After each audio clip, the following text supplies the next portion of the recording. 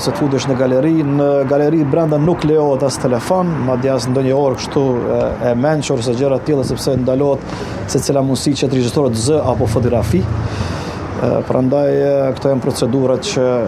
po ndiqen. Në këto momente ka arritur edhe drejtuesi ose kryetari i OVL-ës,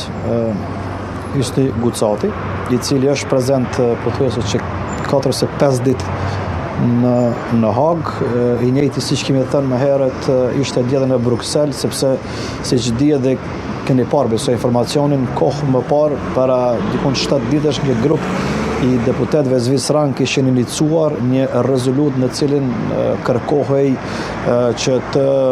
monitorohet procesi në Hag për shkak të zhagitjeve, strazgjatjes dhe si i tillë procesi të shkojë drejt.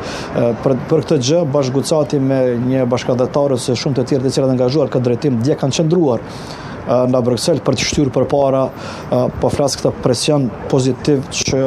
bashkë eurodeputetë të tjerë të ngrisin çështjen e gjykatës speciale dhe zhagitjes që po i bëhet këtij procesi dhe në kërkim të drejtësisë për qytetarët dhe për ish drejtuesit të luftës